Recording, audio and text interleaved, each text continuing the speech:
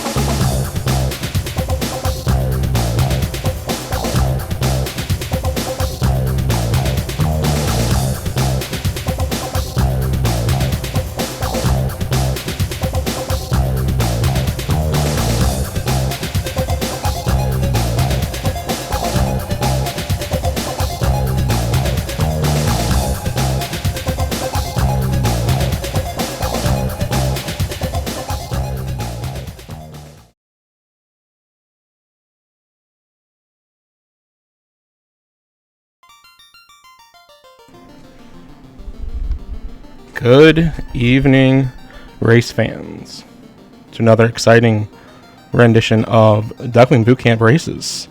Week 5, race 101. I'm joining the booth tonight with Catnip Bumblefarts. Catnip, how are we doing? Doing alright. How are you, Mecklin? I am doing fantastic. It's been a fun day. So we've got a copy of, it's basically like a blast from the past kind of thing.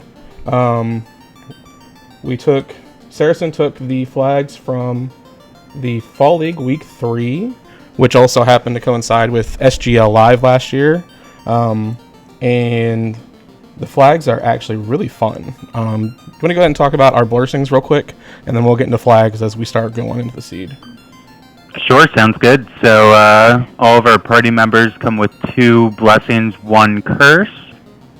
We've got our fighters that when they learn Lamp, they get resist all, and they also get plus 20 strength right off the bat, so that's going to be pretty solid. However, they do get minus 1 MDef per level. I'm not sure if that's actually going to play into those seed. We'll see. Thieves get elemental magic, which could be pretty nice. They also get hurt undead, but no pro ring. Black belts get, on promotion, they can equip fighter armor, and they come with plus 10 hit %, which that's going to be pretty solid. Black belts also come with a minus 30 HP curse off the bat. Might play into the early game, probably not so much the late game. Red mages come with Lock 2 and can equip legendary swords. However, if they try to equip that Masa, they get mute. Not great for a mage. White mages come with heal magic and plus 25 agility, minus 1 hit % per level. And black mages resist essentially half a ribbon-ish. I'm not sure what the certain letters mean, PEDTS. But they also get plus 20 HP, but they can't cast fast. So, are you actually taking a black mage? And it looks like we're off. So as we're going through the early game, we notice that some things just aren't in the right places.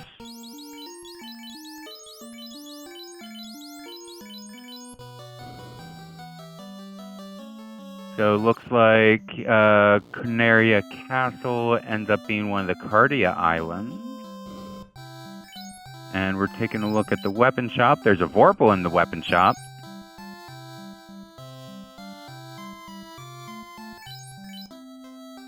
And looks like magic, we've got Cure 4 level 1, that'll be nice. And there's that lamp for the fighter, so if they learn that on promotion, they get resist all. So a free ribbon there. So it doesn't surprise me that we see a bunch of fighters running around. We've got a katana minus 3 in the weapon shop as well. That's unfortunate, but I'm sorry, is that a ribbon for sale? In the armor is shop? A ribbon for sale. Okay. We have elite caster gear turned on. So we'll see ribbons, we'll see potentially we'll see X-Cals, we'll potentially see, we saw a Vorpal there in Canaria. There could potentially be a Masa out there, Cat Claws. Cat Claws I think are already in the pool, but then we have things like ice armor, fire armor, opal armor, all these things for sale. All the goodies. Now, one thing that I'm noticing is I don't see many actual battles happening here, Mecklin. What is going on here? Yeah, so the overworld encounters and the underworld encounters are both set to 0. So all of encounters will actually happen inside of chests. You'll see marked boxes, which you see here on like laser screen, which you may have seen on Siberian and Odoron screens as well. The marked boxes will have encounters in them. They are guarding key items, which are going to be our progression items.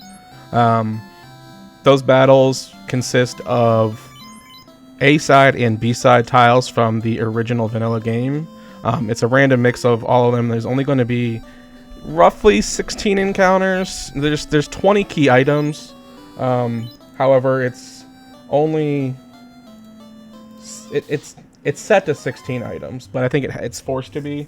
Some of the key items may end up on NPCs as well. So we also got to start with a free bridge and a free tail. So when we find Bahamut, if our runners choose to, they can go ahead and promote instantly. Okay, and speaking of key items, looks like in Provoca, the rod is for sale for 29,000 coins, so that'll be interesting. And Vicky gave us a free ribbon. Free ribbon? That's nice. Yeah. I will take a free ribbon. That? The expensive rod, however, is not something I'm excited about. But we'll be able to find that money and come back to it. I can't imagine progression would push something behind the rod lock.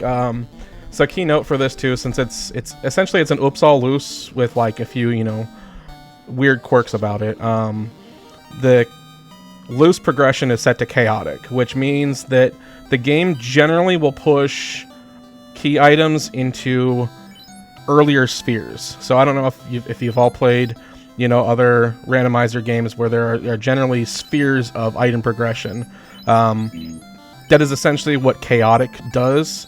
Is it will stick most things into sphere 0 progression, and then if it happens to be something stuck later on, it will be, so if you get Canoe out of sphere 0, anything that Canoe unlocks, you will then be able to find more progression in those areas. There is forward and another, what's it called? Forward and spread, which try to push more things into like other lockings, whereas chaotic generally dumps everything early, but it can place them behind other key items to be blocked. Okay, very good, very good. Yeah, it's a very interesting form of progression hunting in this. It's a lot of fun. Personally, I enjoy this flag set very much. You really got to consider where you got your items, where you can go to get new items, what things are being opened up, and then also like some of these fights might have like the fun police sitting inside of them, and you got to figure out, how do I get past that? What is my way to get through that? Do I have level 1 nuke that I can just nuke them down, or is it going to be I'm going to have to gain levels and come back to this chest later on? Okay, very good. All right, and looks like PCMN just found the TNT in Mirage Tower. So when we get to dwarves, we'll have that to turn in. Yeah. So we see a lot of early exploration, trying to grab a lot of free chests, trying to see what kind of gear we can pick up for free, how much money we can grab, what kind of items we can find, along with seeing what entrances we have available. Here we can see in less than greater than room on Siberian side, there's like 4 or 5 marked chests. That's a nice juicy pack of things. Absolutely. Now, in terms of progression, what is the scaling for experience progression in this one? So our experience progression is set to 3.5 times. So your levels will be gaining 3.5 times faster. There is also scaled progression on items. They are usually set to like key items or shards. Tonight they are set to the orbs that we light for defeating the 4 fiends. We'll get an extra 50% experience scaling based off of every orb that we grab, from 50 to 200. Okay, so more fiends down, the bigger we get faster. Yep, exactly. So it's excellent. it's very if you can find an early fiend like Lich or Carry, it's very beneficial for you to go ahead and take those fiends out as quickly as possible, and then get that experience rolling a lot quicker. Ooh. Pac-Man is finding quite a bit of few items here. Bottle, Oxtail, TNT. Oh yeah. Yeah, that's it's a good spot. However, Alteron has just found a ship. That'll give access down to the Elfland Marsh area. Now, in some seeds, I've seen that you can just walk down that way. Do we not have that turned on in this race? No, we do not have extended open progression, just basic open progression. Which basic open progression will open up a path between Temple of Fiends and the Dwarf Cave. It will also open up a path through the river system between Ice Cave and Volcano. If you remember from the vanilla game, there was no path between those two locations. You had to essentially sail around or walk around the entire continent. With this, there's like an extra path through that system to connect them, which is very beneficial, and when it's not turned on, it's really confusing. We got a question in chat. What's my solution for Fun Police, Seafood Party Flag, or Four Gas D's? Nuke or Prey. I didn't quite happen to catch what kind of spells we had early. Let me look here.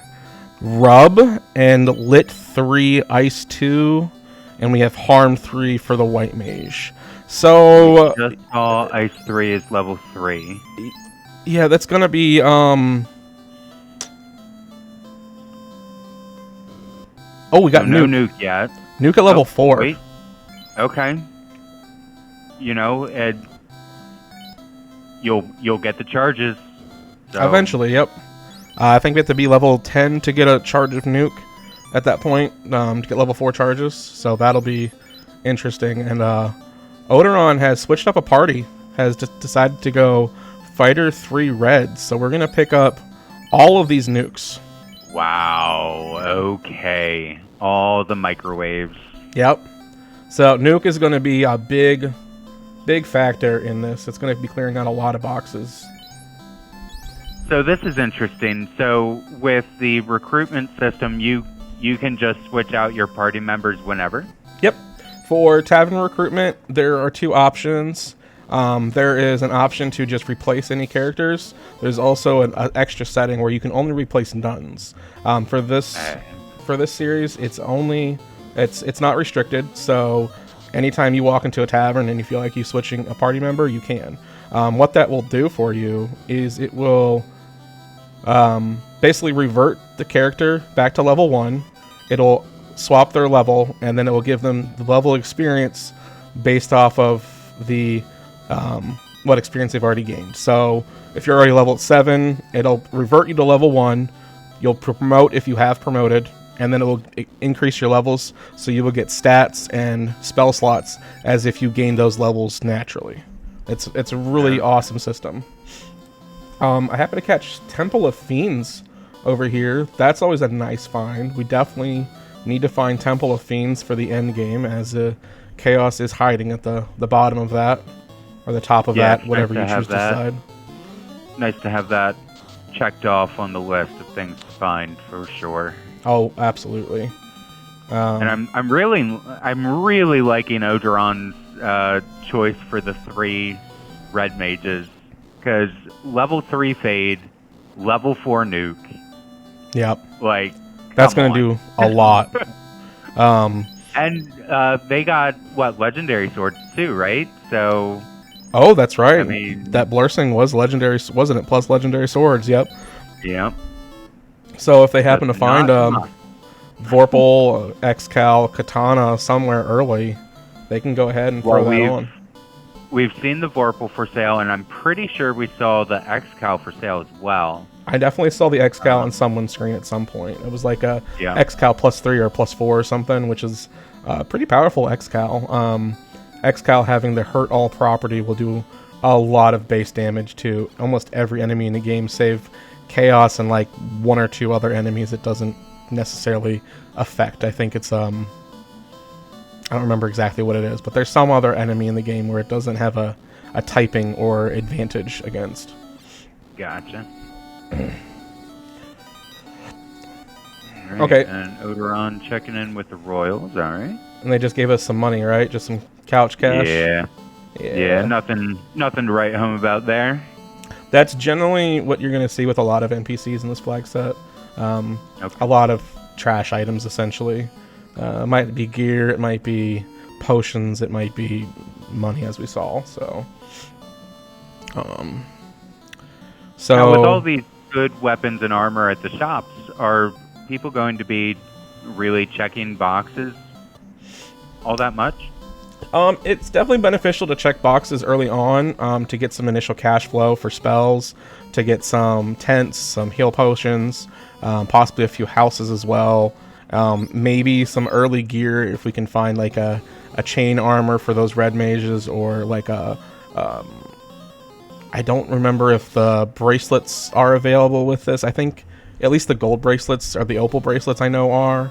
But yeah, finding some early gear is definitely beneficial for your characters to have some kind of resistance to the enemies. We're going to see a lot of sweeper usage, a lot of that fade and nuke to take down a lot of these enemies, just to get them down quick, get our key items, get our progression rolling. Sure. Alright, so a bottle pickup. And the crown. We got a chime as well. Chime will give us access to Mirage Tower. So interesting thing to note with these flags too is that truly the only key items that you actually need to complete the game is going to be the rod, the cube, the key, and the loot. If you can find all 4 Fiend dungeons plus Temple of Fiends inside the first 5 entrances, you're golden. You don't need to find any other key item. Everything else is just... it's really useless at that point. However, the likelihood of that happening, it's pretty low. You're probably going to need a ship, a canoe, or a floater to access all of the things. Now, with the Oxio, you don't necessarily need it, but you might need it in the event that C actually rolled where C is in vanilla, right? Exactly. Or Temple of Fiends, I believe, can roll in there, as it's listed as basically just a generic dungeon entrance. So we can find Sarda in there, we could find Matoya, we could find a dungeon in there. Oh, canoe. Okay. I think Siberian just picked that up as well. Odoron and Siberian both have found ship and canoe. They're flying through this. Oh, Ruby. Ruby is another interesting item for these flag sets. The Titan's Tunnel essentially creates a wormhole to another location in the map somewhere. Generally, it would be like Bahamut's Island, or like Volcano, or somewhere where it has access to other entrances. You may not have the full access to the other entrance, but it'll like kind of give you a wormhole essentially to get to that other location. Yeah, the Titan's Tunnel, sometimes that just hurts my brain with these flags. Yeah. No, I can definitely understand that. Apparently we have seen both sides of Titan's Tunnel. I have not seen it personally, but there's also a lot of action going on the screen right now, so... I saw Pac-Man had dipped into... They had arrived in Titan's West. I'm not sure what location that was, though. Marsh. We've got tracker notes. Tracker, yeah. Matoya's was Titan's East, and Marsh was Titan's West. So that could create some kind of forced progression if we didn't find the ship or the canoe, giving us access to the Elfland area. Gotcha. This is probably a good time to shout out Fabian Hawk as our tracker this evening. Much appreciated, Fabian. Fabian and Goat's Pirate. Oh, excellent. You got a duo tracking team, which kind of need for something like this. There's a lot of heavy action going on in the early game, and it's kind of hard to keep track of just where we're finding all of these items, and they're doing a fantastic job of clicking the buttons and keeping notes for us to kind of keep us straight, you know. Sure thing. And it looks like sorcerers have Cure 4. Well, That's annoying. yeah. It could be worse things. It could be nuke. The nuke could have landed on them.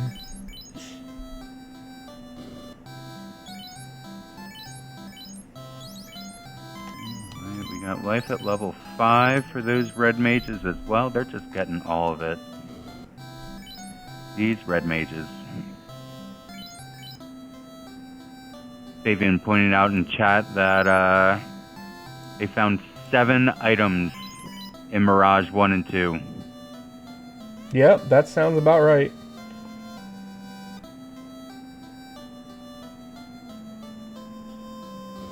Where was Mirage located at again? It was somewhere early, I know. It was Dwarf Cave. Yeah, Dwarf Cave, yeah. We had access to Dwarf Cave at the start, so a lot of items are going to end up being pushed generally into those early dungeons. Now, Mirage, does that still just go straight into Sky Palace? Yes. Okay. Yeah, we don't have floor shuffle on, so So you don't need the cube or anything? Yeah, those floors, it still requires the cube to progress.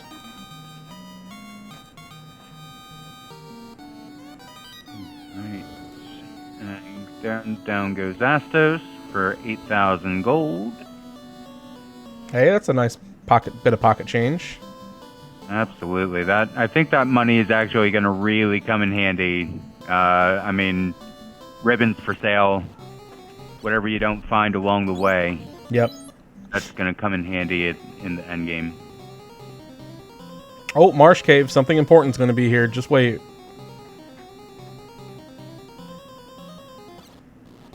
Marsh Cave seems to always hold the goods in these flags. Well, that first box doesn't really give me much confidence. Don't worry. It's all hiding down the bottom. We're not going to give it away easy, you know?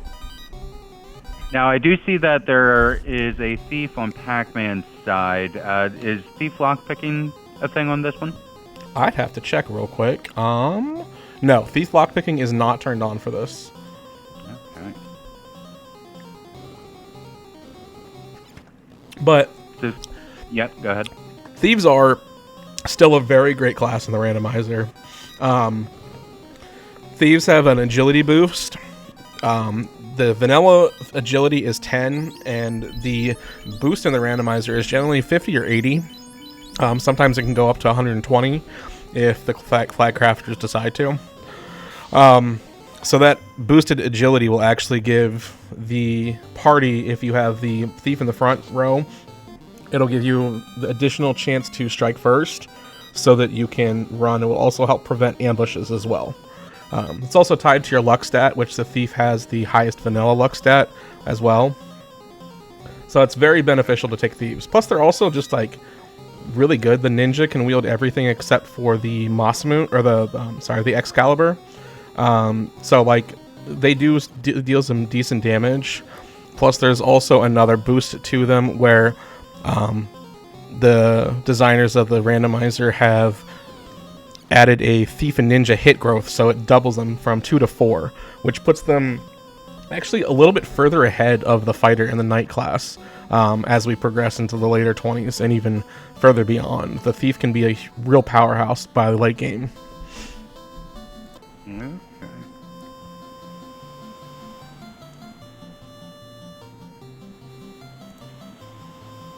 Alright, I did see that Siberian Bull pulled an herb out of sea.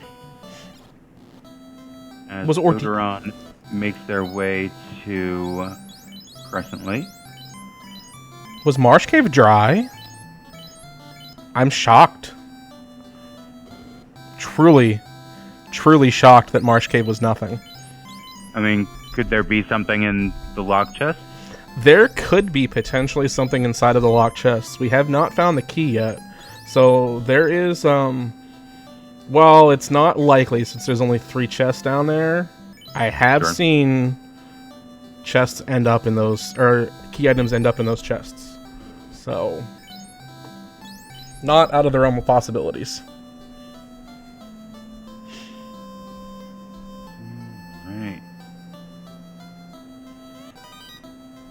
Sea Shrine looks really weird inside of Ordeals. It sure does. The color palette swap is probably my favorite part of Entrance Shuffle. Sure. Using the base entrance as a base for the canvas of the palette and forcing it upon whatever the dungeon actually is. It really creates some interesting colors. Yeah, between that and the color swap on enemies, that's one of my favorite flags.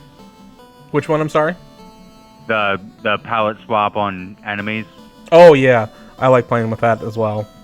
Like, some of the fiends just look incredible. Some of them look horrendous too. Yeah. We got Siberian Bull pulling up to a Kraken, but it's not going to be a Kraken. Uh-oh. It's Half Goofa, which is What almost is- Kraken. What is a half goofa? It's a FF1 alternate fiend, so that is another portion of these flags, is that the fiends are alternate, and they chose the FF1 alternate, which is a smorgasbord of your favorite FF1R memes, and also just random nonsense, essentially. Let me see if I can find... Of course, I don't have it. I don't have it handy. That's alright. But as Siberian Bull is fighting the half goofa, I did see that they do have invis too. I didn't catch that pickup. Now, does half goofa hit as bad as Kraken? Well, there we go. It sure does. And we have a cube out of Waterfall. French vanilla. Yeah. Ooh, Bane Sword. Bane Sword. Okay. Now, does Half Goofa have the same susceptibility to Bane and Brack? So, it's interesting how that works with the alternate fiends. The alternate fiends all gain a new weakness. Resistances are generally tied to what the base fiend in that location is. So, because Kraken does not have a resistance to poison damage, Half Goofa there would be more susceptible to Bane or Brack than, say, I think Lich, because Lich is undead. Lich does not have... Lich is resistant to Bane and Brack, the poison damage. It's not always 100% correct like that. There's a little bit of wonkiness with how the randomizer generates weaknesses and resistances.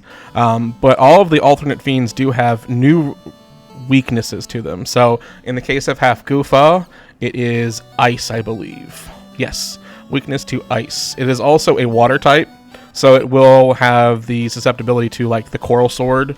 And obviously the X-Cal. Yeah.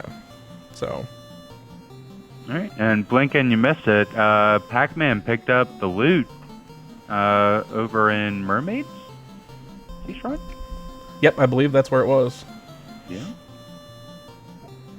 So nice to have that checked off as well. Looks like Siberian Bull is about to pick that up as well. Yeah, the loot is something that can really elude runners in these flags because it does not block any progression aside from getting into the Temple of Fiends Revisited for the endgame boss rush. So, like, that loot can literally be anywhere. I always secretly hope that the loot's gonna land in, like, ordeals or something silly like that. Yeah, I've seen it land in some pretty gross locations before. So it's always fun to see where that ends up. But for our runners tonight, it's basically on the path. Also, we've got Carbonation from Siberian Bull, and I believe Pac-Man also did some Carbonation. Bubble Soda Co. always thanks you for your carbonating assistance. All the bubbles. All the bubbles.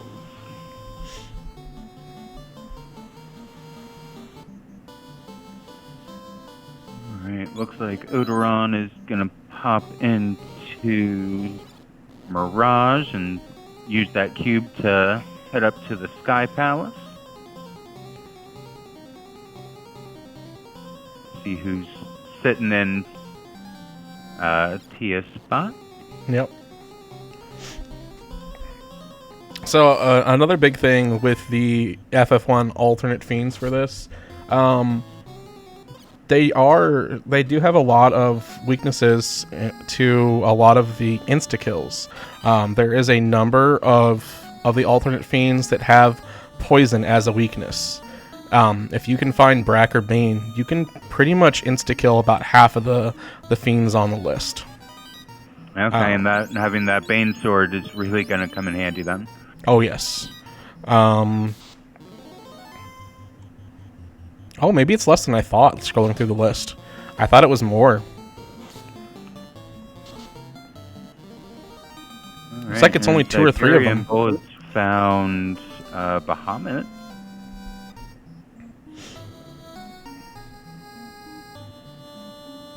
And I didn't see much out of those chests, but they did get their promotion.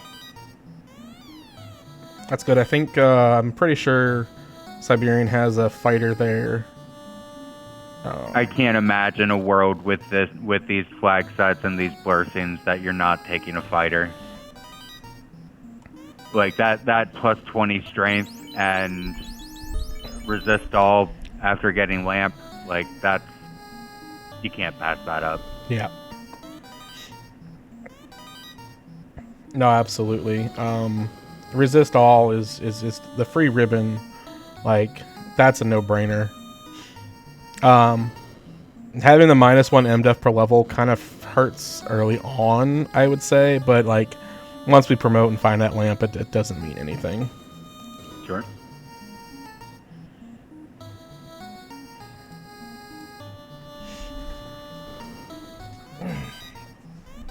Appears we found a X-Cal in Titan's Trove. Okay, so not going to turn down a free X-Cal, that's for sure. Oh, and a free defense sword as well. Free stacks of ruse.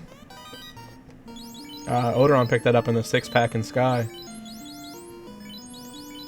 Okay. And Also, looks like Pac-Man is promoting as well. Yep. So all these chests we see here around Bahamut, that's Bahamut's Horde. All of these chests are linked to any of the Cardia Isles chests.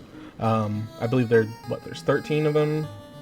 1, 2, 3. Oh, 5. okay, and that's why so many of them are already empty, because they've already checked them. Yep. In various locations. Yep. Gotcha. Very interesting. There's actually a few linked chests in the vanilla game. Most of them are in Marsh. There is a pair of them that are in... No, 2 pairs. I think there's 2 pairs of them that are in Volcano. There's a room on the right side. All 3 rooms on the right side of the carry floor are linked chests, and they're also linked with a chest on the Agama floor. And then the Marsh top, there are 2 chests that are linked with the Marsh mid floor, and then the Marsh bottom floor has quite a few chests that are linked together. Oh, interesting. Yeah, it's okay. very, very weird mechanic. Oh, and we've got Dr. Un on Odoron's side. What is happening here? Yep, as I said, FFR1 memes. It's incredible. All of our friends, all of our memes. So Dr. Une being undead is also weak to fire. And this is in the Tia spot. I believe because it is undead, it overwrites the weakness that Tia has to poison. Okay. And I think it will apply the resistance to the poison damage as well. I'm not 100% on that. That's definitely a dev question, but I know Oslodo had explained it a few times to me that it's not always 100% clear on what the weaknesses will roll based off of how the code is written. It's some wonky stuff. It's FFR. It's always going to be wonky. All right. So Pac-Man has found Ice Cave. Are we... okay, so we've got chests and potential grind tiles? Where did... I missed what it was. So Pac-Man's in ice and is checking chests. Yep. There's like 5 grind tiles here. Okay. I think 1, 2, 3, 4... 5. Yeah, 5 grind tiles. And without having any random encounters, finding that right grind tile could be pretty important. And it looks like Pac-Man's gonna take down a couple of Tyros for a little bit here. Yeah, Steak and Wings is a pretty good set of experience.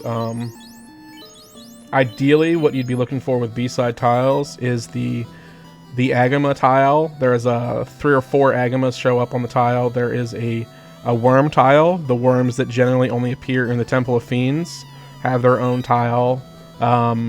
There's also some of the dragons have multiple dragon encounters on them. Like most of the dragon encounters that you find in the vanilla game only have 1 on them, aside from the zombie dragons. They all have up to 4. Like the Gasties, you can fight 4 Gasties, and that is the single most greatest experience that you can get out of any of the B-side encounters. Oh wow. Yeah. But they're very powerful, so it can end up being a pretty rough fight sometimes, depending on how high their stats roll and what kind of spells or scripts they end up landing on them. Yeah, I do remember seeing a lot of races where players will take a grind in Topher, and specifically looking for those Gasties. Yep, the 3rd floor Topher grind, which we will not be seeing tonight. There's only 1 floor in Topher tonight. We have a short Topher turned on. So as soon as we break the orb and walk through, we're instantly on the Chaos floor. Okay.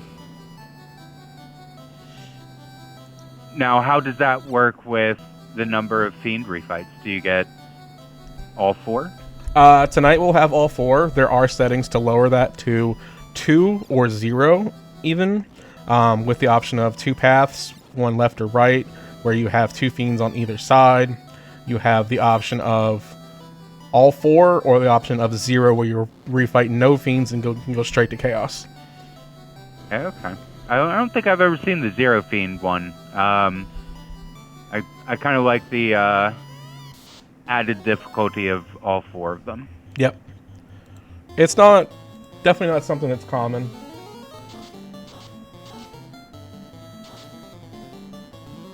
Alright, looks like Pac-Man is continuing their grind. How long do we expect the runners to grind up here? I don't see any black belts, and I know they tend to go 32 or 42. What are we looking at for fighters, red mages? Fighters probably around the 20 to 25 zone. Maybe if we can get a good grind and the experience is going fast, we might see them push 30. A lot of it does come down to what our weapon breakpoint potential is on the X-Cal or the Masa or whatever weapon we're going to be swinging. Sure. It's usually within the range of 20 to 30. Generally, I wouldn't see too much past 30 for a fighter or a thief in these flags. But I've also seen runners get by on level 20. So it's just really going to depend a lot on what the runner themselves feels like. Sure. I apologize for the issue that I'm having with Siberian's screen, folks. I don't know what it is about my PC. It just does not like Siberian Bull Stream. And I tried to troubleshoot it, and I can't not seem to fix it. So Bear with me as I try to reload the screen. Seems to be running fine on my end, but It was hanging up there for a minute. If you weren't watching the screen, you probably didn't notice, unless. Gotcha. Yeah. Well, we appreciate you troubleshooting that. I'm trying. I wish I knew what the answer was, but If only all technology worked all the time. I know it at least works enough to get the stream running. So I'm happy that at least it runs most of the time. So with the fiends kind of blocking the increased experience gain, how many fiends would you take prior to grinding? All like, 4 you of don't them. want to grind too late, right? I would go with all 4 of them. Okay. Just to maximize that. Yep. The Okay. fiend scaling is not too terrible. It's 100 to 200%.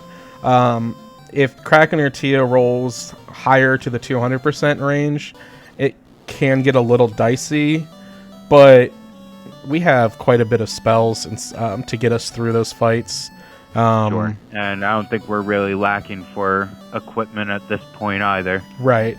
So, me personally, I mean, unless you find something pretty deep in a dungeon and you already have an orb or 2, I would say go ahead and grind on it. Unless you plan on, like, doing a black belt grind to the moon, in which case 4 orbs, absolutely no doubt about it. That gives you an extra 200% experience. That's just going to propel that grind so much further. But I would definitely recommend having at least 1 or 2 orbs before even beginning to do more of a grind. Anything more than just, oh, I found a nice spike tile, I'm going to go ahead and take this fight while I'm walking across it, kind of thing. Sure. Essentially a walking grind, except it's not, because it's over spike tiles. It's a little weird. Yeah, that makes sense. Now, with the tavern recruitment, if you were to pick up a new character, it assumes the levels of the previous character, right? Yep. So, is there a possibility that we see somebody promote, grind, and then find a black belt? Master? Typically, no, because the black belt is something you want to grind pre-promotion. It gets 4 MDF right. per level on the black belt, whereas as a master, it gets 1 MDF per level, which is just a weird part of the base vanilla game. There are flags that adjust that. However, it is set to vanilla. Let me double check. Yes, it is set to vanilla. So the fighter will get 3 MDF per level. With this, it only has the -1, so it gets 2. And then every other class gets 2, aside from the black belt is 4, the master is 1. It's very weird, but yeah, a black belt grind typically. Now, there is a bonus that does provide +3 MDF post-promotion, which puts the master in line with the black belt. In which case, I could potentially see someone grinding a fighter, or at least clearing out all the fiends with a fighter or thief party, and then swapping that fighter or thief over to a black belt afterwards, and then it will gain all of those levels and all that MDF, all the good stuff. Oh, what's on their Masa? I just happened to see a Masa show up on screen. Oh. I guess I missed that earlier. Laser picked it up in Sky Palace, so I'm assuming that Odoron found it, and Siberian Bull also probably found it.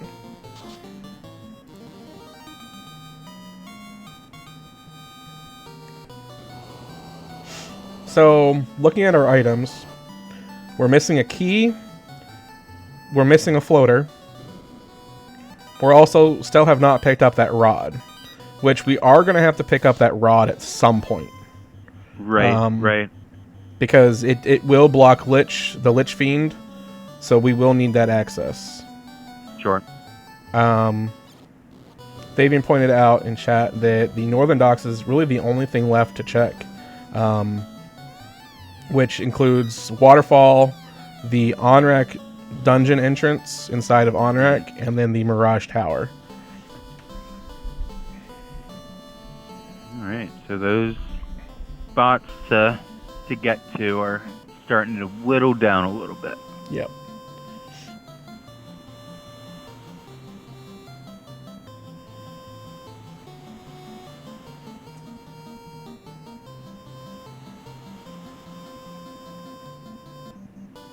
So it looks like Odoron is heading back to Provoca right now. Probably grab that rod that we found early game. We should have the money at this point to go ahead and pick that up. Sure, that makes sense. So we picked up the adamant at some point. Was that turned in? Let's see here. I have adamant not was seen not that turned in yet. No. We did find the dwarfs though, right? No. Okay. Right? So where's Dwarf Cave? Dwarf Cave is probably... Well, it's either Mirage Tower or it's in the Cardias.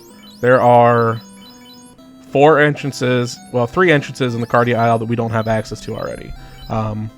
We do have access to the Bahamut Hole with the Bahamut docks turned on.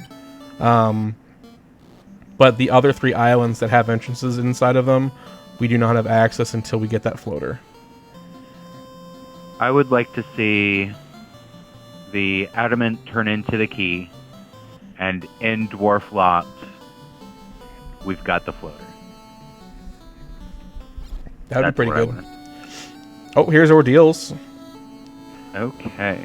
Ordeals has 10 chests at the top of it. There's potential for the 10 chests. 1, 2, 3, 4, 5,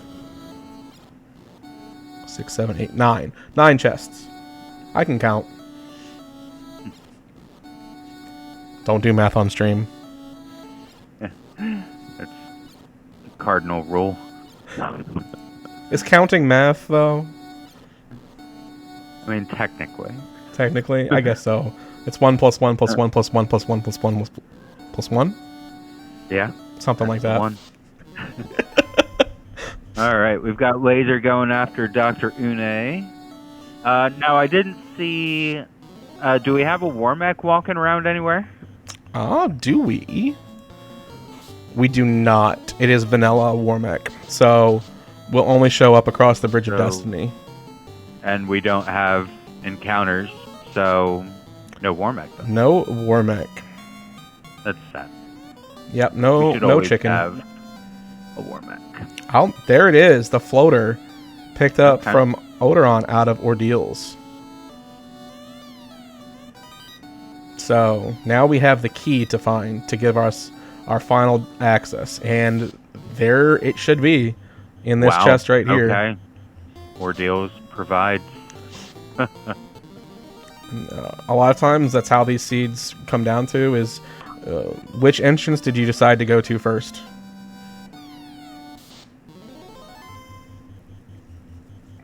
Ooh, sandworms. Sandworm tile. Okay. Yeah, sandwiches is a nice tile to find. And looks like Odoron is going to go ahead and lean into that for a little bit. Mm-hmm. It's not a lot of experience without too many orbs, but it's a decent number, and we saw Odoron stop seeing that we're at level 21. Probably feels pretty confident with levels at this point, but also knows that we have to check Earth Cave, and there are a few grind tiles inside of Earth Cave as well. We also haven't seen Volcano, if I'm not mistaken. Nope, we have not. So Volcano and Earth Cave are both going to end up on the Cardia Isles, as well as... if I had to guess, probably a... No? That's been found. That's been found. Dwarf Cave. Hmm.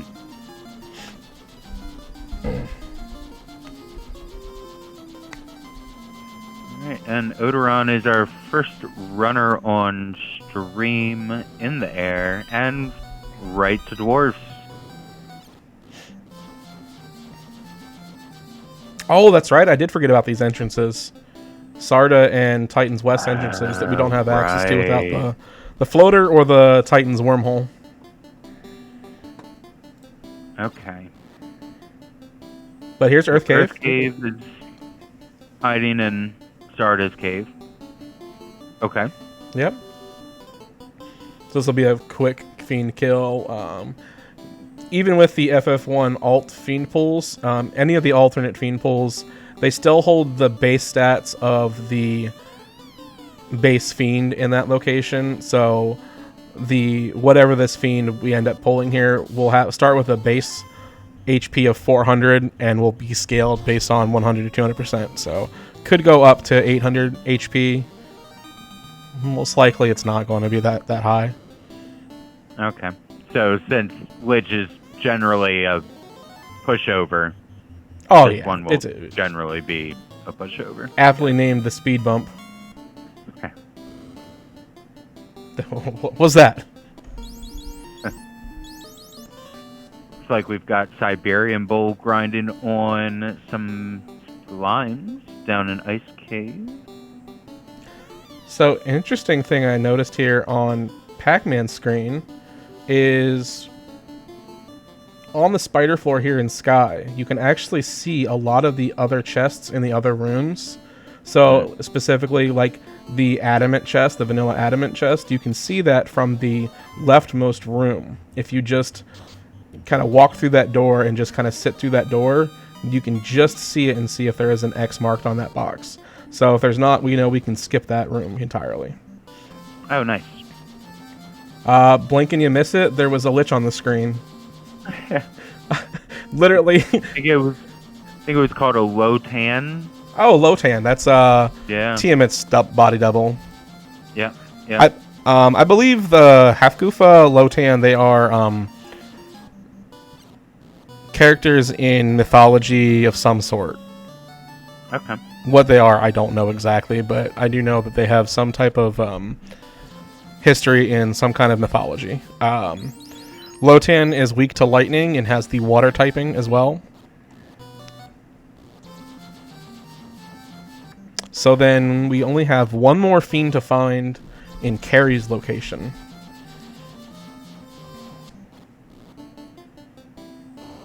And there we are. Odoron finds Volcano.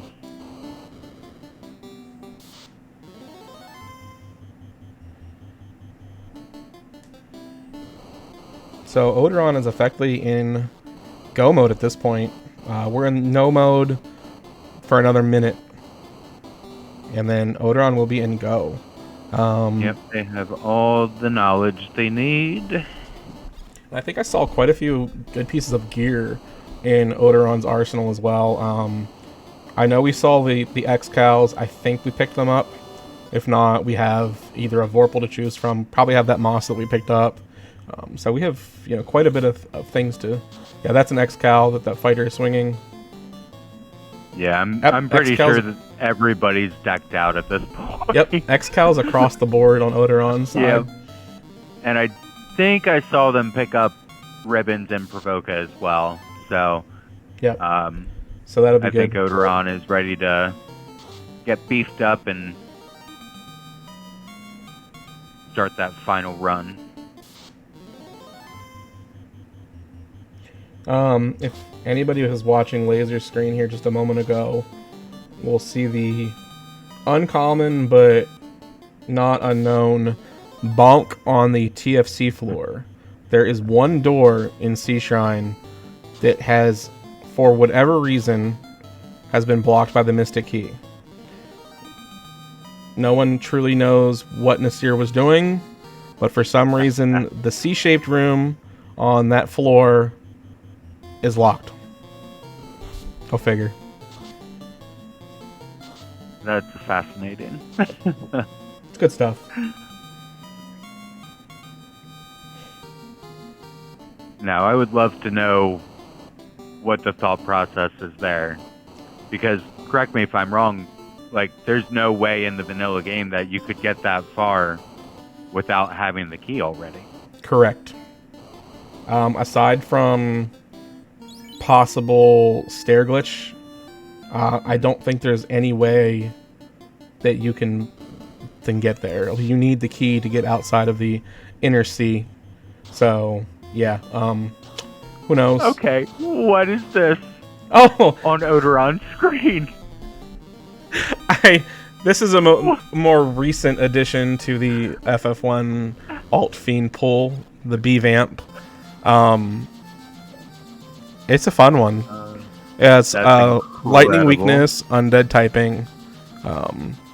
It actually puts. So this is another cool part about the alternate fiends. The spells and skills script pool. All the alternate fiends have their own unique spells and skills. B-Vamp pulls in a nuke. Oh. Also has 2 blazes and 2 infernos. Dr. Une has zap and wall, along with mute, blizzard, poison stone, tornado, and toxic, along with a few other things. Half Goofa has X-Fur, Quad X, and Bane, along with Swirl and Thunder, plus a few inks. And then Lotan brings with it quite a few level 3 spells, along with Wall, Bane, Brack, and then Inferno, Blizzard, Tornado, and Thunder. So this is going to be an interesting set of fiends we're going to be finding here. Okay, and with that, Odoron has gone into Topher and has started their refights. And blink if you miss it, we're already on to B-Vamp. It's incredible. Oh, just wait. There's a few more coming. Designed. That's very good. There are.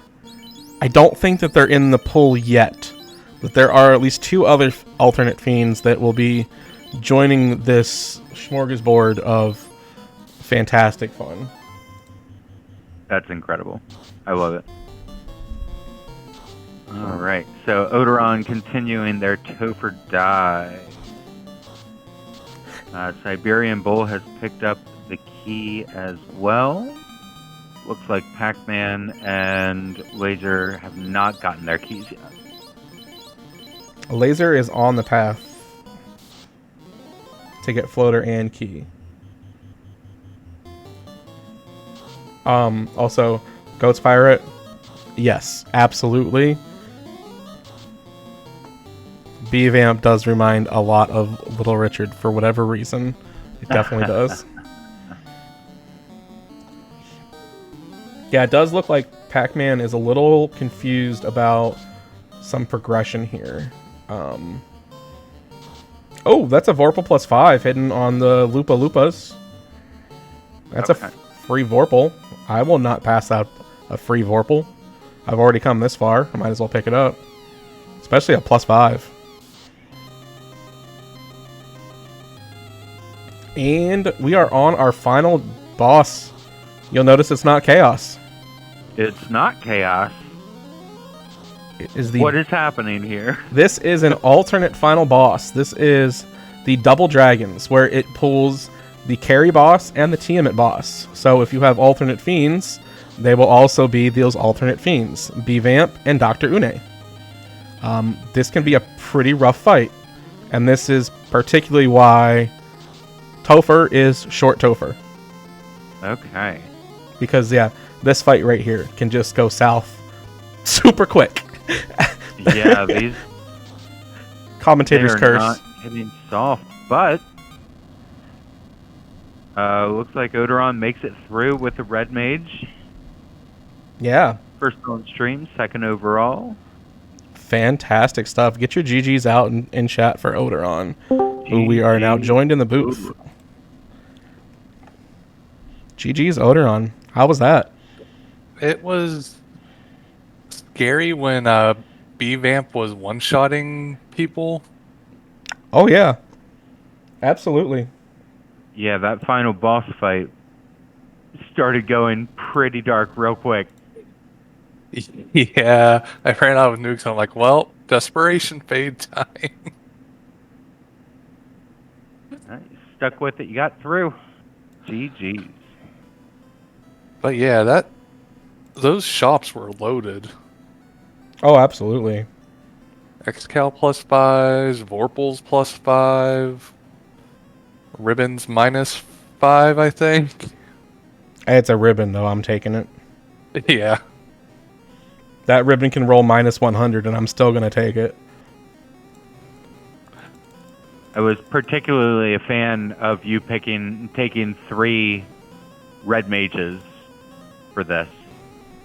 Yeah, I mean, That I was started with the fantastic. thief just because I like thieves, but when it went down in that first fight, I'm like, it's gonna be better off as a red mage now. I support that decision. The red mages looked solid. Yeah, I mean, they had life, which only life 1 can be used in battle. They had fade and nuke, temper. Black mages couldn't learn fast anyways, so Yeah, it just seemed like the overall the correct call to go ahead and pick up those red mages whenever you saw Fade and Nuke in the shops there. yeah. That early money was rough though. Yeah, it's weird with these flags. I've done a lot of these flags. I practice them a lot for Fall League. It's really hit and miss on whether you get early cash or you just don't. So did you like the floater and key placement in the last possible location you could have checked? Yeah. It's always fun. I was trying to stay nearby Corneria. I'm like, it likes to put everything close to start. Yep. Let me just clear out everything around start, then work my way out. Yep. That's a really sound path of progression for these flags. The chaotic placement really pushes them earlier on and really will only gate them behind things that you find in the earlier spheres. So yeah, that makes sense to try to clear out the early game that you can. But Yeah, that's why I went for such a, well, kind of an early PO1 kill. I'm like, oh, it gave me cube. It wants me to go back there for something. yeah, I don't think I found anything up there, did I? there was a Masa up there, remember? And aside from that, I don't think there was anything in Sky. Oh, the Adamant was up there, Oh. which I don't even think you turned in whenever you found Dwarf Cave. No. I checked their 2 freebie chests and left. Yep, that makes sense. Just like when I found Matoya, I just gave her her eye back, then left.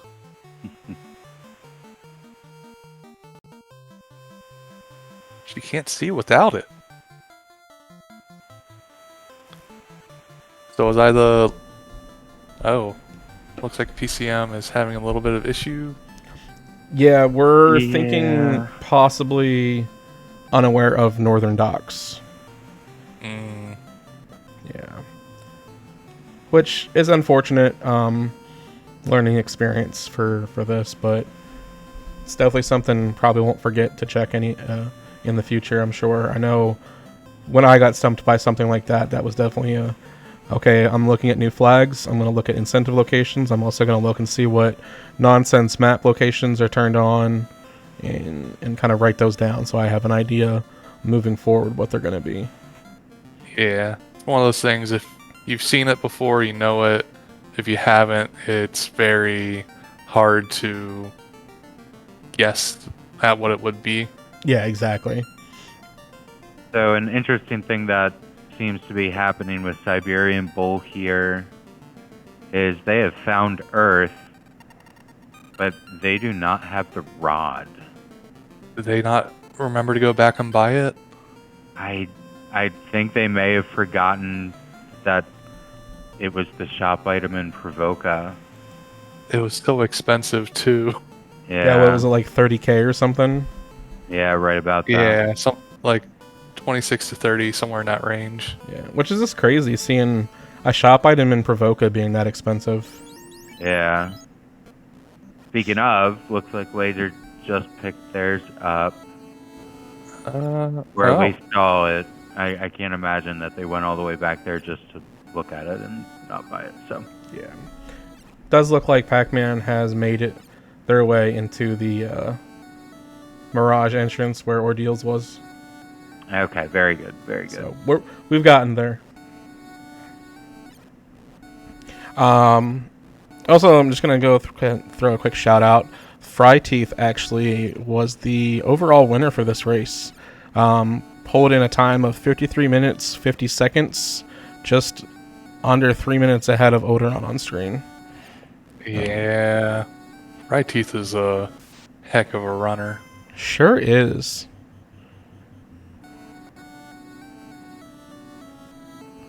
Fry Teeth is synonymous with Chanigan. If either of them are in the race room, well, GG's everybody. Game over. There's quite a few others you could throw in that list. Oh yeah, absolutely. They're just the two that race the most frequently. Yeah, there's a lot of names like that. Spellzap CC. God, there's just a lot of names. There's a lot of big runners in this community. Yes, it does look like Siberian completely forgot about the shop item. That is unfortunate. It's funny too because with these flags, it's actually pretty rare that a key item ends up in the shop, especially one that is hard required for completion. So, very weird seed. Yeah. It's not as common as one landing on a NPC, but it happens. Yeah, that's another one that tends to trip people up on these flags is the NPC find. Because the game isn't going to push towards the NPCs, but it can just land there. Which the same can be true before like a shard hunt.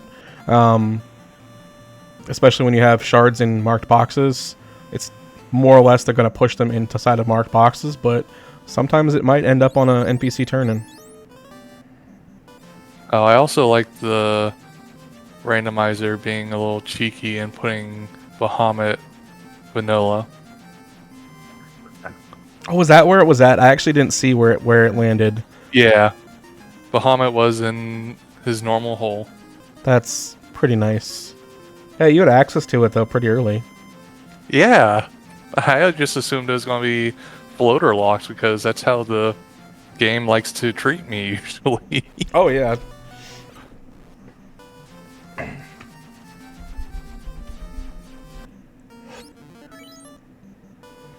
Okay, so Looking like the others did more like traditional party layouts.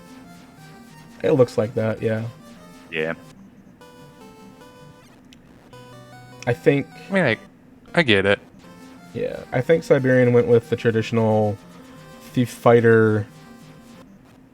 I assume white and black. I haven't caught exactly. And with the Mega Man sprites, it's a little confusing for me because I don't play Mega Man, so it doesn't relate as much as it does. But I do know that they do correlate pretty on point with what the Mega Man sprite is versus what it is in the FFR. So Interesting. actually, let me see if I can pull that up. Is that part of the sprite sheets? Eventually.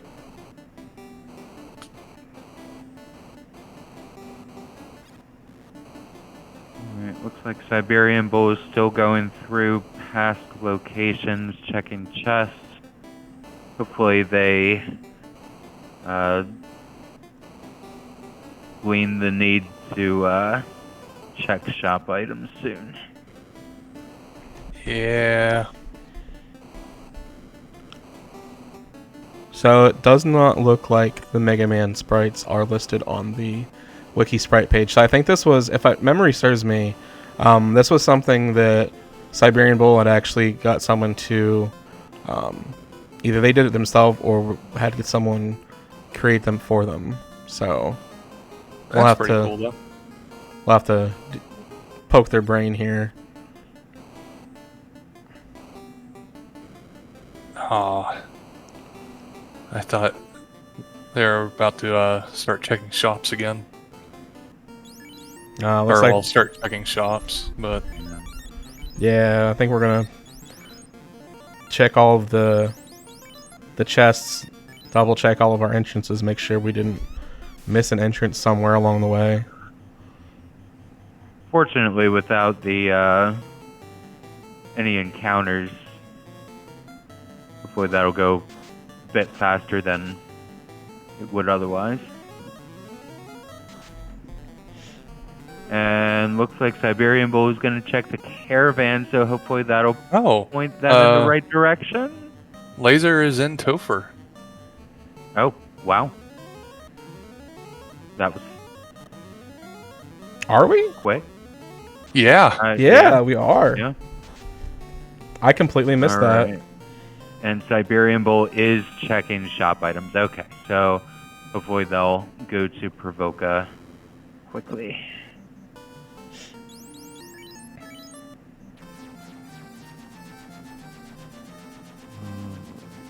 Yeah, it looked like a bit of a painful. Hafgufa was air, I think. Yeah.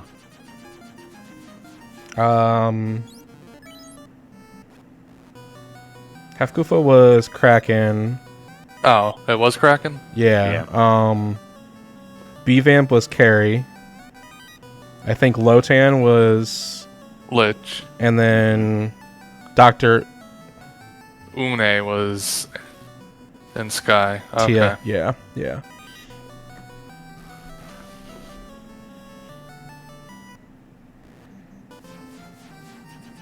Oh, Siberian Bull is now checking the Topher lock chest.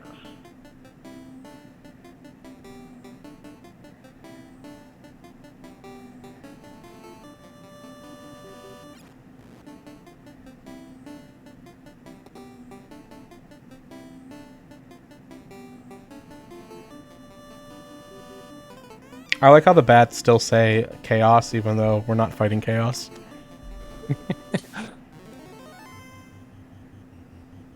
They're kind of like parrots. No one ever taught them how to say double dragon. Right.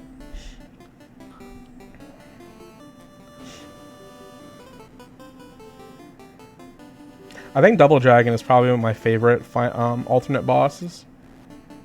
Personally.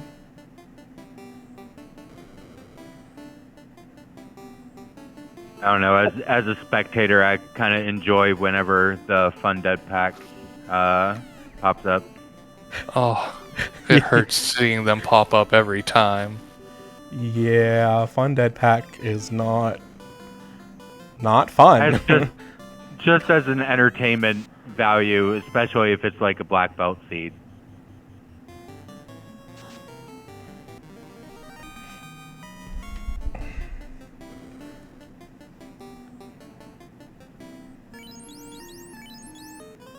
Alright, looks like Siberian Bull is hopefully meditating and divining the need to go back to Provoca.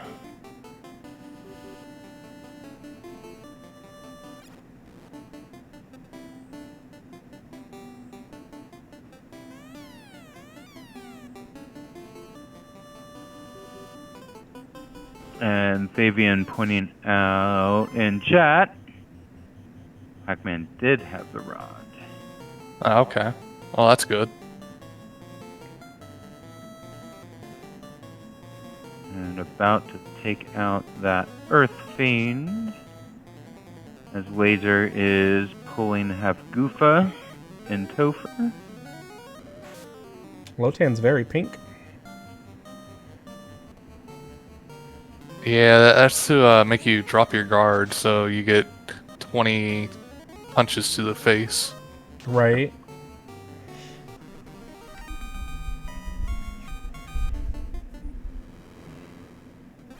Right, and with that, Pac-Man has lit their 4th orb. Yep, so Pac-Man in go mode now, I think, also has some pretty good gear on them. The gear in this seed was it was pretty nice overall. Even if you didn't pick up things in the shops, you still found a lot of good gear along the way. Yeah. Those X-Cals kind of trivialized every non-Topher fight, though. Oh, yeah.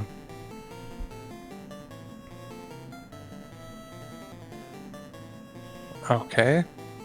Do you have Life 2 on that White Mage? I thought I saw Life 2.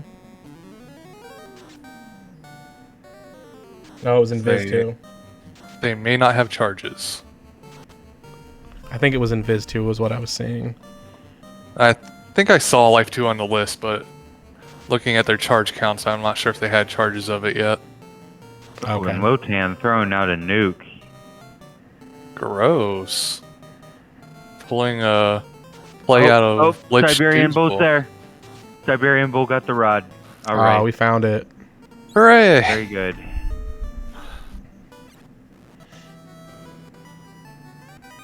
It's one of those things, it was so early in the seed, it's so easy to forget if you don't go back for it as soon as you have the money for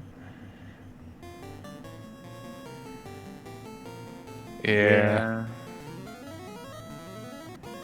I might have forgotten about it being there if it wasn't for the fact that the X-Cals were also there. Oh yeah, that would definitely help push me in that direction.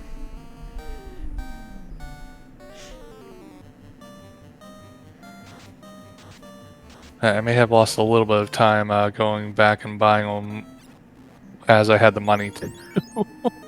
I would have done the same. I mean, Red Mage with Legendary Sword? Yes, please. Yeah. Made that, I think it was, is it 1 to 4 or 2 to 4 Agama tile? I think it's a 2 to 4, I believe. It may be 1 to 4. It might be 1 to 4, actually. Meanwhile, Laser solo Knight pulled up against the Double Dragons. Ooh. We're rusing They up, are we're powering throwing up. Everything at this fighter. Well, the fighter has that X-Cal and quite a few sabers now. And we have Cure 4 charges as well, so we can tank quite a bit of damage coming our way. So we're powering up to the moon.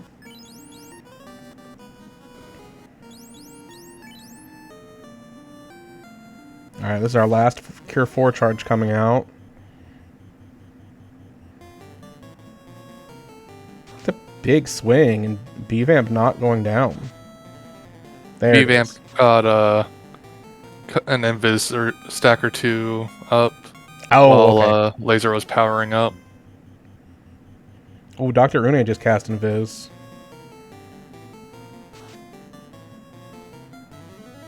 This is That's definitely just a rude. hold A and pray moment. And there it is. And got through. GG's GG's Laser. Laser. GG's. Let's see here. With 48 health to spare. Doesn't get much closer than that. You mean 47 more health than what's required? Right. All right. Welcome to the booth with GG's Laser. GG's. Thank you. GG's. What a GG's, finish. everyone. Yeah, I was not feeling good about my performance so far, but I was glad to see you. Yeah, you put on a really good yeah. showing for your first race here. Oh, and I put on a pretty good demonstration of what not to do at the start of the game, I feel. Yeah, the start of these seeds can be quite frustrating in progression, especially whenever your early magic rolls pretty terrible. Yeah, I was struggling to find anything to deal with the early key items. Yeah. So something I will note too, Confuse at level 1, take Confuse to the pirate fight. You'll get instantly up to level 4. I had not even thought of that. I Okay. had to use that in a seed to get anything done. Because it was literally the only damaging spell, and there was nothing I could purchase in shops. So that was the only way I was getting levels in the early game. Confuse against the pirates, it's a AoE cast, and it'll, confuse them, force them to attack themselves. So the fight goes pretty quick by that point. I mean, Yeah, you right. can also try and get lucky by having that early fighter gear and using rub on the red mages. Mm-hmm. Yeah.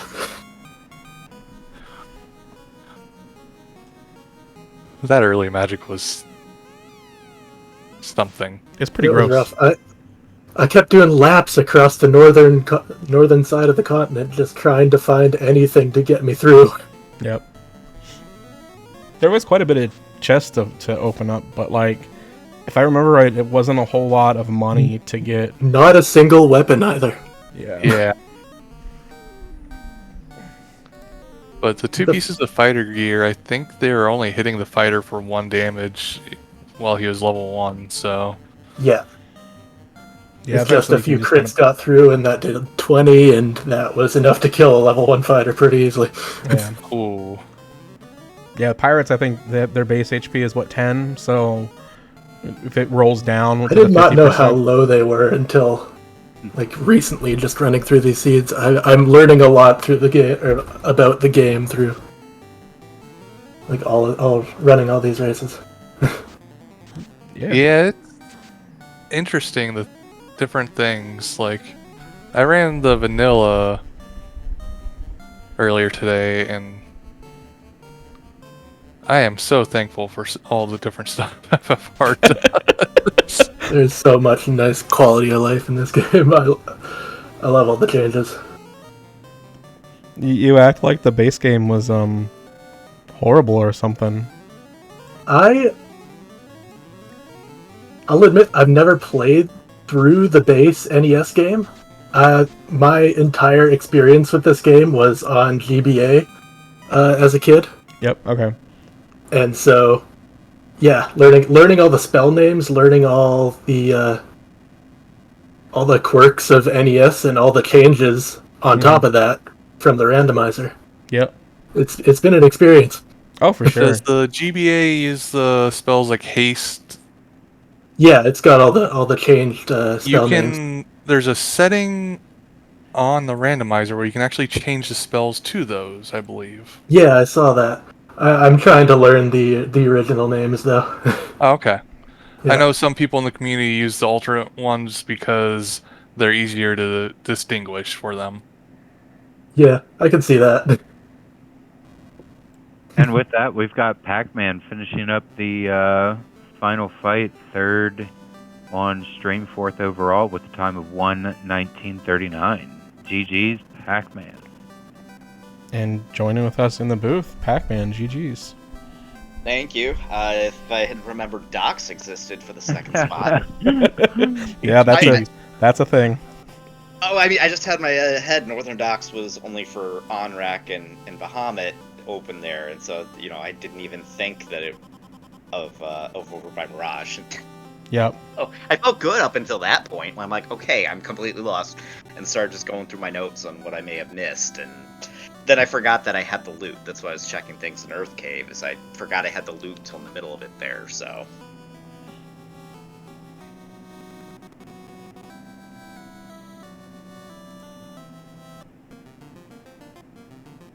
Real quick, welcome in Raiders from the Final Fantasy channel.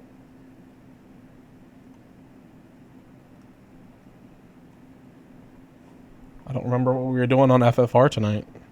Time Spinner Oh, 2v2 tournament.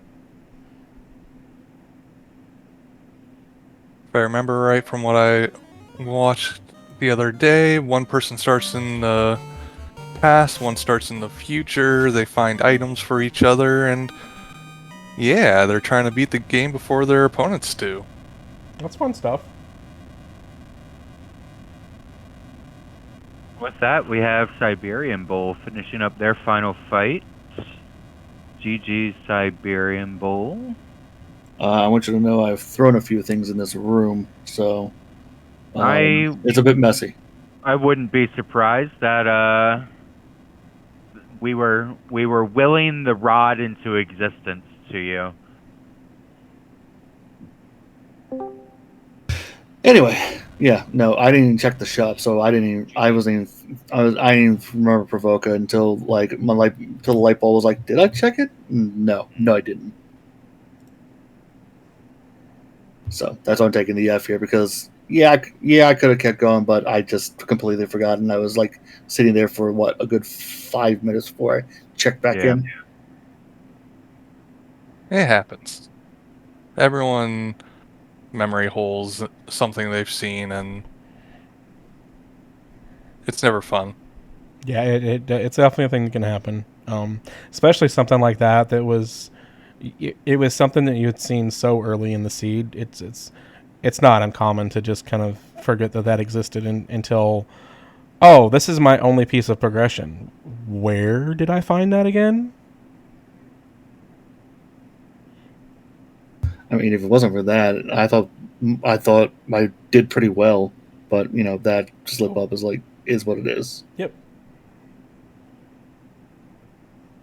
Yeah, no, it was a good showing from everyone tonight. I think everyone performed pretty well. These flags are not the easiest thing to overcome, and I think,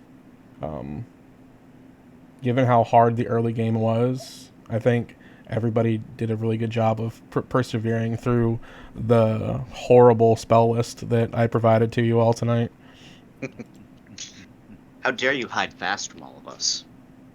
Yeah, It was a slight annoyance, but with these flags and where Excal was, it's got more value than the Massa, as opposed to having to fight chaos at the end. Mm-hmm. Yep, definitely.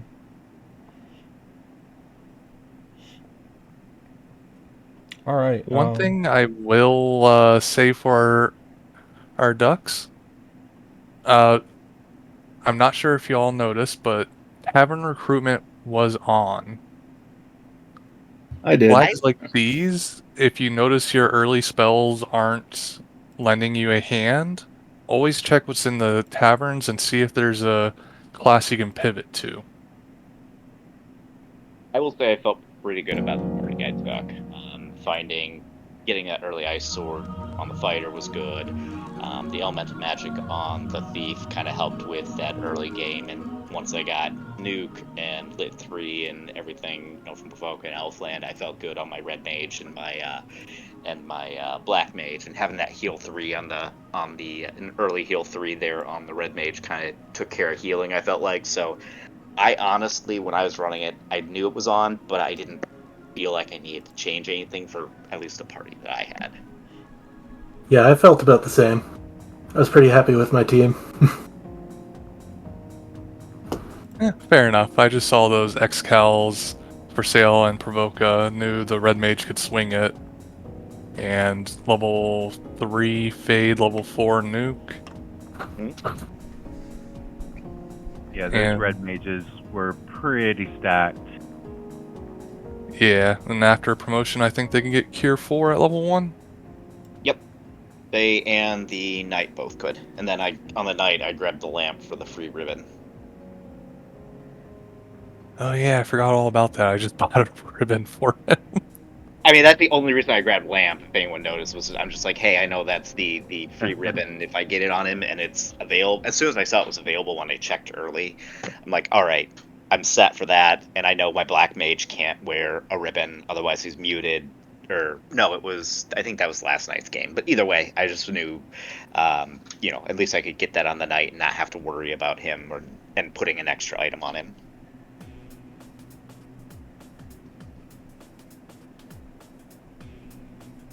Black Mage didn't have fast this seed. That was his malice.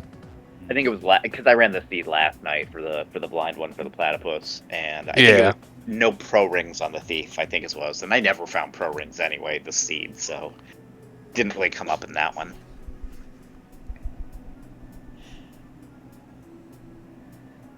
But yeah, that's all I really wanted to put out there. Okay. I hope everyone. Good job to everybody. GG's to everyone. Yeah, GG's, y'all. absolutely. Let's go ahead and move on to final thoughts. Oderon, I know you just kind of gave us some final thoughts, but we'll go ahead and give you the floor.